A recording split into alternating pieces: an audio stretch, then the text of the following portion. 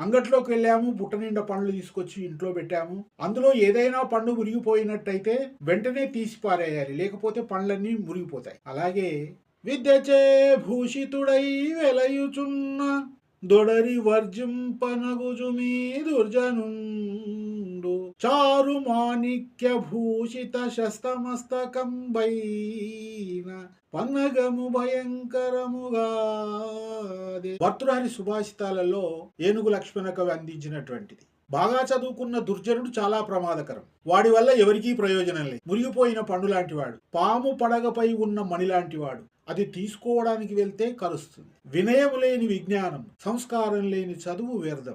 చదువది ఎంత గలిగిన రసజ్ఞత ఇంచుక చాలకున్న నిరర్థకంబు అన్నారు భాస్కర శతకర్త. వారిని తక్షణమే వదిలేయాలి. మనము చదువుకున్న జ్ఞానం ఇతరులకు ఉపయోగపడాలి. అప్పుడే సార్థకం.